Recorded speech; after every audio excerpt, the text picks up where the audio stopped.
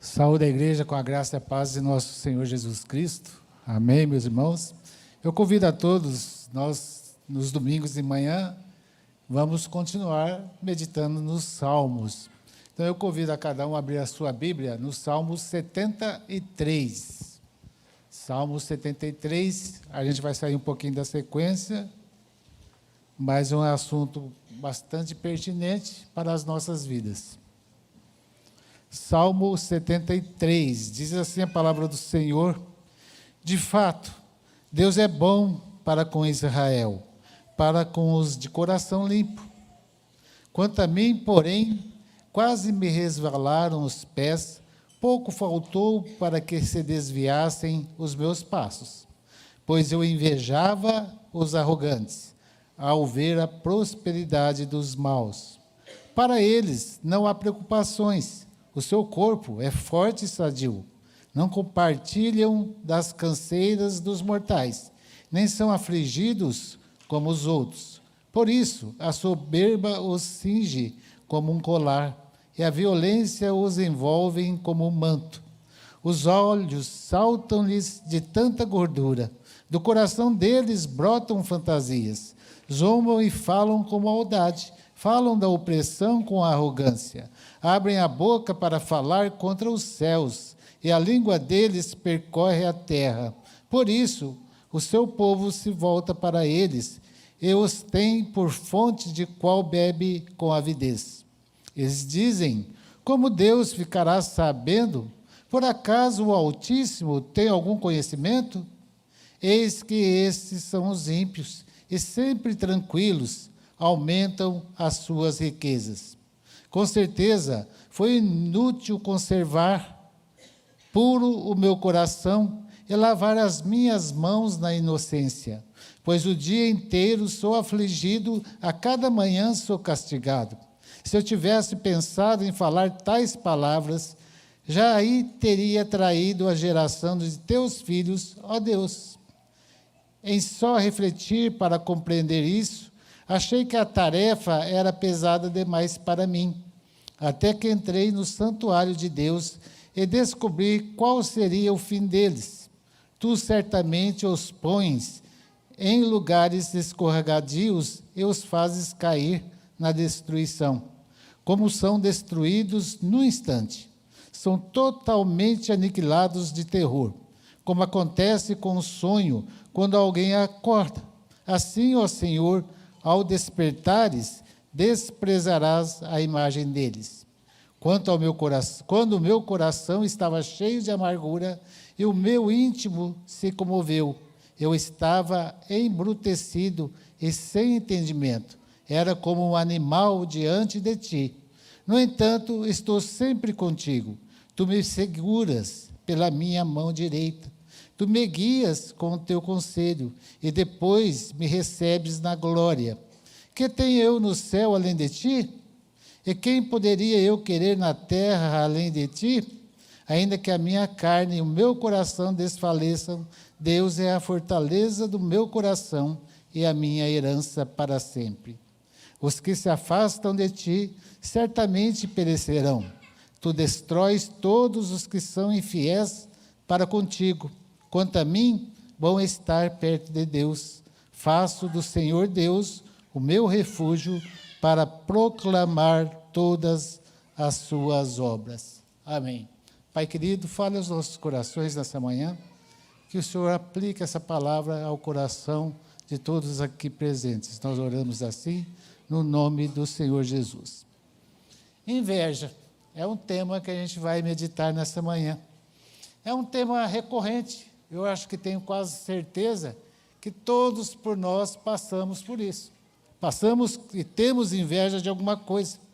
Ela é considerada pelos estudiosos uma das maiores enfermidades que existem entre as pessoas. E ela é um pecado, e esse pecado acontece por vezes que nem ousamos comentá-lo. Quantas vezes você já falou para alguém: eu tenho inveja dessa pessoa, eu tenho inveja disso, eu tenho inveja daquilo? Alguns assim ousam falar: eu tenho uma inveja santa, né? Não sei se existe inveja santa, mas ela é um pecado perigoso, meus irmãos. Ela nos assedia. É tão perigosa a inveja que entregaram Jesus por causa da inveja. Mateus 27, 18 diz: porque sabia que era por inveja que eles tinham entregado o Senhor Jesus. O Antigo Testamento, então, tem vários exemplos de inveja. Raquel e Lia, José e seus irmãos, Ramã e Mordecai. Então, por mais normal que possa sentir, ou eu e você sentir inveja, ela é um pecado. A inveja é um pecado. É um mal tão horrível que a Bíblia define assim: o ânimo sereno é a vida do corpo, mas a inveja é a podridão dos ossos. Provérbios 14, 30. Mas o que é inveja? Olhando o conceito de inveja e procurando em alguns dicionários, o dicionário de ética cristã diz a seguinte frase: a inveja é o desgosto, ressentido e até mesmo odioso pela boa fortuna ou bem-aventurança de outro. Jerry Bridges, no seu livro Pecados Intocáveis, diz que a inveja é a percepção dolorosa e muitas vezes cheia de ressentimento de que alguém está usufruindo de algum privilégio. Às vezes queremos esse mesmo privilégio, o que resulta no pecado da cobiça. Veja então que a inveja e a cobiça andam casadinhas, quase juntas. Em outras palavras, então, meus irmãos, a inveja é uma tremenda raiva que a pessoa desenvolve porque o outro está bem, está feliz e tem as coisas. Será que muitas vezes não somos dessa forma? O texto mostra isso, mostra Asaf. Quando a gente olha a vida de Asaf, ele escrevendo esse salmo, a gente vê que ele estava com Deus. Quando nós olhamos a vida de Asaf, ele estava firme do seu trabalho. Ele era, podemos dizer assim, um crente fiel. Vejam, a palavra de Deus fala que ele encabeçou o serviço de música nos reinados de Davi e Salomão. Ele era um dos 3 músicos de Davi. Asaf é mencionado quando a Arca da Aliança é transferida para Jerusalém. Ele conduziu o serviço de música na tenda. E ele também administrava nada menos, nada mais que cerca de 4.000 músicos. E ele, bem do jeito que está, sente inveja. É isso que ele está falando. Asaf tem esse momento de recaída, como qualquer um de nós pode ter esse momento de recaída com relação à inveja. Asaf tem esse momento, ele inveja por causa de muitas vezes essas pessoas, ele vê as pessoas prosperando, indo bem. Será que não acontece isso conosco nas nossas casas, nas nossas igrejas? Quando olhamos para o lado, vemos as pessoas prosperando, vemos os ímpios prosperando. E esse texto, meus irmãos, mostra isso. Como uma pessoa cai nesse pecado, mas também esse texto mostra como ela pode sair. Esse texto tem 5 partes, se a gente pode assim dividi-lo. E, com certeza, eu e você podemos estar num desses 5 estágios. Se você está, peça perdão a Deus, porque a inveja consome os nossos ossos. Ela nos deixa doentes. A primeira coisa que nós olhamos no texto, então, é a queixa de Asaf. É uma declaração da sua inveja. Veja que primeiro Asaf começa a falar praticamente um louvor a Deus. De fato, Deus é bom para com Israel, para com os de coração limpo. Veja Asaf mostrando, adorando o Senhor, mostrando quem Deus é. Com certeza estava cantando louvores. Contanto que ele conhecia bem essa verdade, mas nós vemos aqui o salmista dando uma vazão à sua dúvida. Veja o verso 2 e 3. Quanto a mim, porém, quase me resvalaram os pés, pouco faltou para que se deixassem os meus passos, pois eu invejava os arrogantes ao ver a prosperidade dos maus. Nós vemos aqui, então, a crise de Asaf com relação à inveja. Essa crise porque passou cerca de 500 anos, 800 anos antes de Cristo. Com certeza, quantas pessoas sentem inveja. Ele desejou o estilo de vida desses ímpios. Porque qual o motivo dessa inveja? Ele via, então, a prosperidade dos ímpios. Ele via que os maus andavam bem, estavam ricos, ficavam cada vez mais ricos. E nós olhamos pessoas na própria Bíblia que tiveram inveja e desviaram do seu caminho. Demas, por exemplo, tendo amado o presente século, me abandonou e se foi para Tessalônica. Paulo falando isso. Quantas pessoas na igreja, ou quantas pessoas nas suas casas, começam a desviar do Senhor. Queremos sempre mais e mais. Queremos amor ao dinheiro. Queremos prosperidade. Muitas vezes não somos felizes com o que temos. Falta contentamento. Examine os nossos corações. Examine o coração seu nessa manhã. O que você está elegendo para a sua vida? Prosperidade, dinheiro, riqueza, bens materiais? Ou está na presença do Senhor, adorando, estando no caminho dos senhores? A própria Bíblia fala, bem falou Jesus, que é impossível servir a dois senhores. Ou você serve a Mamon, ou você serve a Deus. A escolha é sua. Esse é o primeiro ponto que a gente quer destacar. E nós olhamos então que a partir dos versos 4 até o 13, Asaf está falando sobre a visão dos ímpios. As aparências às vezes enganam, meus irmãos.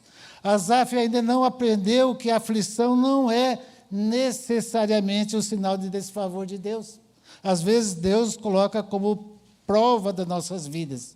E nós olhamos isso no texto. Quando tomados por inveja, a gente começa a enxergar muitas ilusões. O texto fala isso. Asaf parece que tapou os seus olhos e começou a olhar só para a prosperidade dos ímpios. O que chama nessa atenção no relato é a visão distorcida dele com relação às coisas do mundo. Veja o retrato que ele fala do mundo. No verso 4 ele fala que os ímpios não têm problemas e preocupações. No verso 4 ele continua, os ímpios, eles têm saúde de ferro. No verso 5, estão acima de tudo e de todos. E no verso de 6 a 9, nem mesmo Deus pode com eles. Parece que Asaf estava assim, afundando no seu pecado, afundando na sua amargura, afundando na sua tristeza. Parece assim que a gente lembra aqui do mito da cerca da grama mais verde. Sempre a grama do vizinho é mais bonita. Sempre o vizinho tem um carro mais bonito. Sempre o vizinho tem a casa mais bonita. Sempre o vizinho tem a família mais bonita, a família mais amorosa, a família mais unida. Por quê? Isso é um pecado que está nos nossos corações arraigados. Mas quando nós olhamos a palavra de Deus, nós vemos que os bons momentos, as prosperidades, as riquezas, as bênçãos, às vezes, acontecem de forma democrática.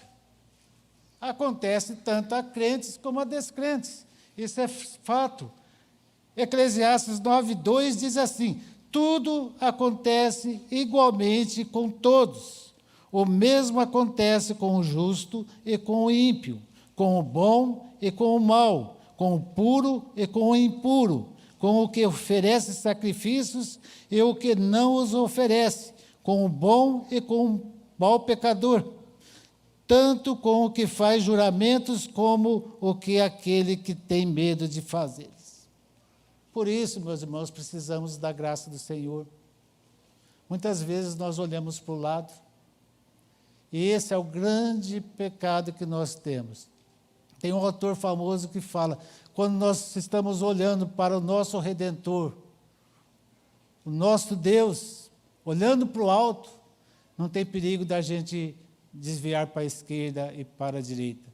Mas quando olhamos para a criatura, olhamos para as pessoas, é grande o risco para nós cairmos, ou pecarmos, ou cairmos em provas e tentações. Confie na graça do Senhor. Às vezes nós estamos passando por maus momentos, é sinal que o Senhor quer falar alguma coisa com a gente. Às vezes passamos por provações, por dificuldades, porque o Senhor assim permite. Não creia nesse impacto, não olhe para o lado. Confie no seu Deus, confie na graça de Deus, confie na salvação em Cristo, aquele que nos prometeu que não vai nos deixar de forma nenhuma. E outra coisa que acontece quando a gente começa a entrar nesse pecado da inveja, pregar na amargura, o que acontece com nós? Nós vamos perdendo a fé, perdendo a visão de Deus, perdendo a visão do Salvador. É o que vemos aqui, nessa crise, dos versículos 10 a 13. No versículo 11, assinala a falsa sensação de alienação por parte de Deus. Eles dizem, como Deus ficará sabendo? Por acaso o Altíssimo tem algum conhecimento? Ah, meus irmãos, as pessoas começam a pensar, onde está Deus? Por que Deus me deixou passar por isso? Quando você conversa com as pessoas que estão internas na Missão à Vida, a primeira coisa que eles falam, Deus me abandonou, Deus não sabe que eu existo. E às vezes nós falamos a mesma coisa. Quando os crentes então começam a pensar assim, deixando de ver a mão soberana de Deus, que é permitindo, ordenando a crise de fé. Você já passou por isso? Os versos 12 e 13 retornam mais uma vez à questão do sucesso, a prosperidade dos incrédulos. É recorrente, é um tema que parece assim que vem sempre. Quantas vezes não saímos nas ruas e olhamos, nossa, mas como eu queria tal coisa. Ah, que inveja santa que eu tenho do meu irmão. Oh, que inveja santa que eu tenho daquela pessoa que tem aquela família. Asaf, tantos de nós em nossa geração não se conformam em ser piedosos e fiéis. Sem dúvidas, há sempre um equívoco de fé. Deus sempre recompensou e recompensa as pessoas. Contudo, não significa que o galardão vai chegar hoje, nem amanhã, nem até quando você morrer, porque o seu galardão pode estar lá no céu. Você pode passar a sua vida todinha de privação, mas confie no Senhor que lá no céu você vai ter o seu galardão. Muitas vezes temos inveja das pessoas que prosperam. No meio evangélico, a gente não tem inveja de pessoas como o pastor Arquibaldi McIntyre. Quem conhece a história dele vê que nos idos de 1900, esse pastor casou com uma escocesa, a sua esposa chegou em Catalão, ele colocou a esposa no lombo do cavalo e foi até Goiás Velho, abrir a Igreja Cristã Evangélica de Goiás Velho. A cavalo, imagina, cerca de 400, 500 quilômetros. Você faria isso? Sabe quais foram os primeiros convertidos lá nessa igreja? Os presidiários que estavam na penitenciária. Os soldados liberavam os soldados para ir no culto do domingo. Por que nós não temos uma inveja igual a ele e fazemos a obra de Deus? Nós invejamos as coisas que são muito boas, mas aquela que traz galardão para a gente, aquela que traz felicidade e glorifica a Deus, muitas vezes ficamos sentados e parados no tempo. E há um caminho para a cura, meus irmãos. A partir do verso 13, a gente começa a olhar aqui o autor falando sobre isso. Olha o que ele fala no verso 13. Com certeza foi inútil conservar puro o meu coração, elevar as minhas mãos na inocência, pois o dia inteiro sou afligido e a cada manhã sou castigado. Se eu tivesse pensado em falar tais palavras, já ia ter ido traído a geração de teus filhos, ó Deus.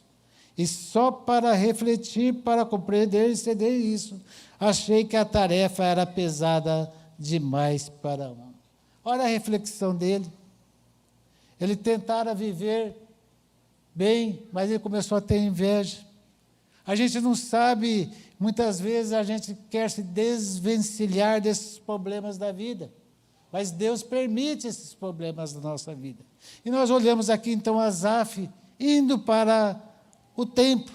Encontramos a cura para a inveja e para uma oração, aonde, meus irmãos? Na palavra de Deus. Na presença de Deus. Veja o verso 17, até que entrei no santuário de Deus e descobri qual seria o fim deles. Asaf não dá detalhes, como ele passou por essa fase desses versículos. Poderia estar na sua casa, choramingando, reclamando, em vez de clamar ao Senhor. Poderia estar perto do templo, mas assim agora nós olhamos aqui, que ele está indo para o templo. O santuário é o lugar, no Antigo Testamento, do culto e adoração a Deus. Portanto, sua ida do templo não foi para outro propósito, senão a adoração de Deus. É de Deus que nós precisamos e não de homens. É do Salvador que nós precisamos, não de homens. Quantas pessoas estão perdidas, sofrendo, em crise na sua existência, porque não conhece a salvação em Cristo Jesus. É só Jesus que nos dá a liberdade, é só no Jesus que nos traz o relacionamento com o nosso Deus. Ele morreu pelos nossos pecados para que nós tenhamos a vida eterna.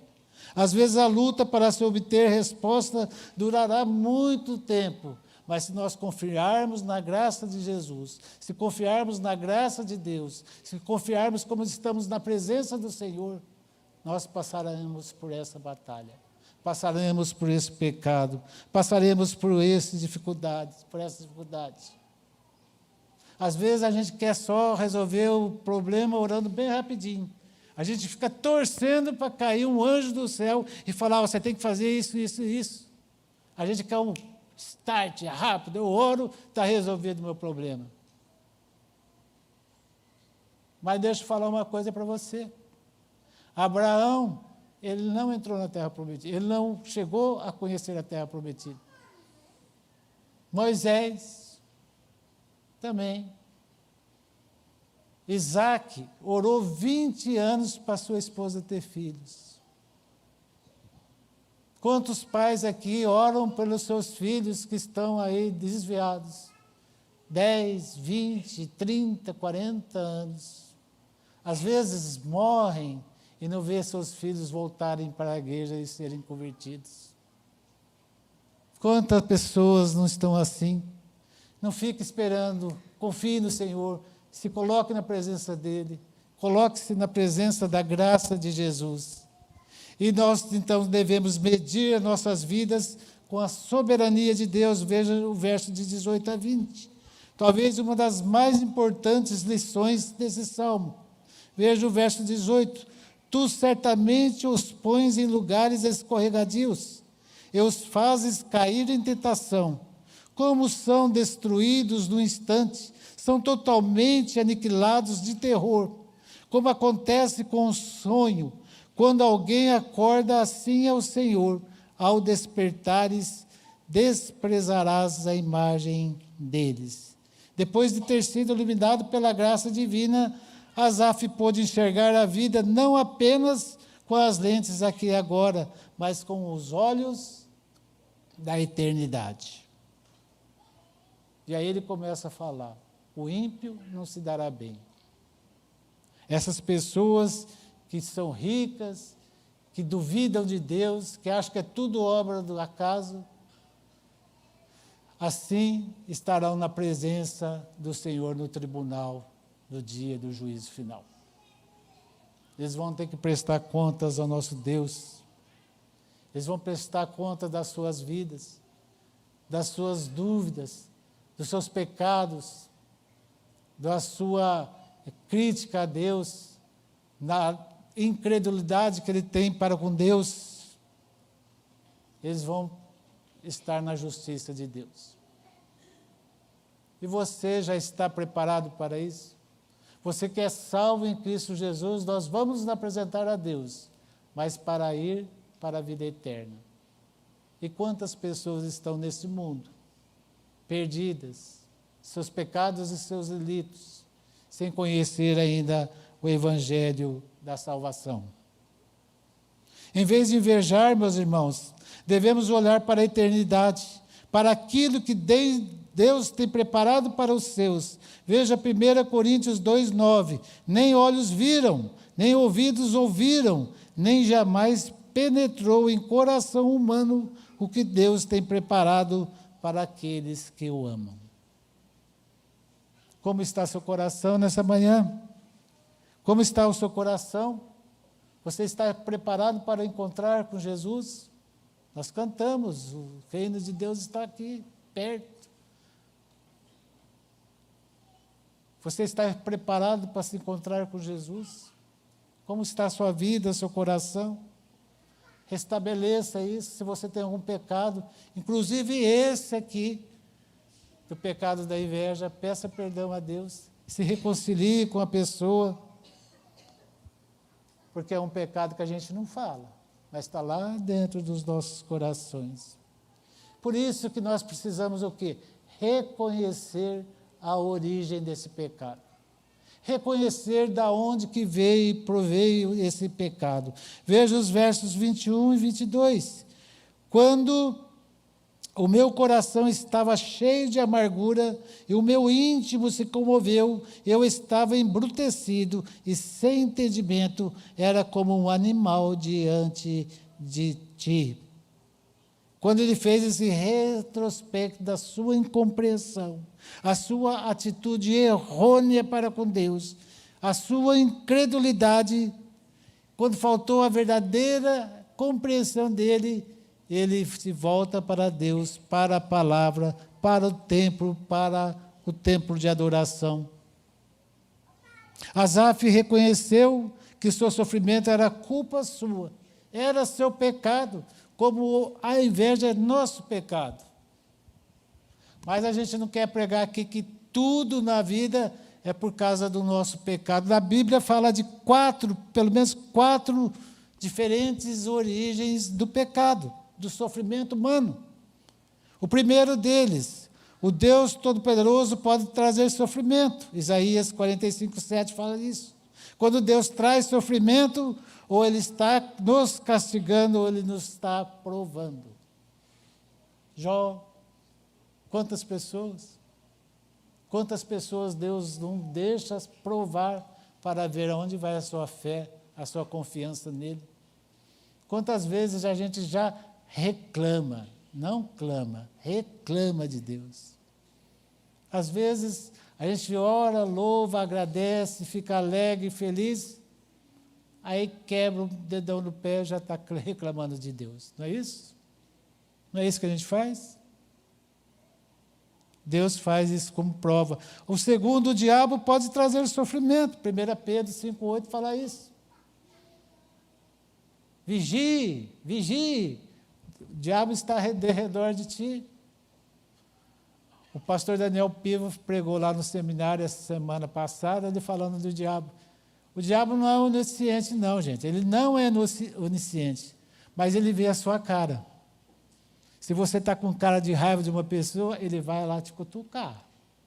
Você começa a olhar com os olhos altivos para um homem ou uma mulher, ele vai lá te cutucar. Então, tome cuidado também com a sua vivência, com a sua aparência. Terceiro, os nossos semelhantes podem trazer o sofrimento para a nossa vida. Quantos sofrimentos nossos familiares trazem? Quantos sofrimentos a gente tem aí na igreja? Quantas perseguições a gente sofre no nosso trabalho? Em quarto, nós mesmos podemos trazer sofrimento por causa da nossa altivez, da nossa ganância, da nossa arrogância. achando que a gente tem o direito a de tudo. Esquecemos que Deus dá o que Ele aprove e Ele dá o suficiente para nós. Provérbios fala isso: Senhor, não dê coisa demais para que eu te esqueça e nem coisa de menos para que eu peque contra o Senhor. Eu acho que essa oração a gente tem que aprender a fazer. Orar por aquilo que a gente tem, ter contentamento por aquilo que tem, e culpar o outro quando culpa a nossa não cura nem resolve o problema. O que trará a redenção, meus irmãos, é o sangue de Jesus. Ele nos perdoa os nossos pecados, perdoa as nossas falhas, perdoa os nossos erros. É só Ele que nos traz isso. E então Asaf faz uma afirmação de fé, versos 23 a 26. No entanto, estou sempre contigo. Tu me seguras pela mão direita, tu me guias com o teu conselho e depois me recebes na glória. Que tenho eu no céu além de ti? E quem poderia eu querer na terra além de ti? Ainda que a minha carne e o meu coração desfaleçam, Deus é a fortaleza do meu coração e a minha herança para sempre. Para sempre. Aqui o autor atinge o final com essa nota triunfante. Ele errou, pecou, começou a ter inveja, começou a olhar para os lados. Ele volta-se então para Deus, volta-se para as Escrituras, volta para o templo para adorar o Senhor. E ele volta e reconhece quem é Deus. É aquele que nos sustenta, aquele que é soberano, aquele que cuida de nós, aquele que é gracioso, aquele que continua sendo bom. Mesmo quando as faculdades físicas e mentais do salmista falhem, tudo e Deus continua com ele, continua ajudando, continua dando bênçãos. E às vezes provando a pessoa. Concluindo, o verso 28, 27 e 28 remete ao primeiro verso. Os que se afastam de ti certamente perecerão.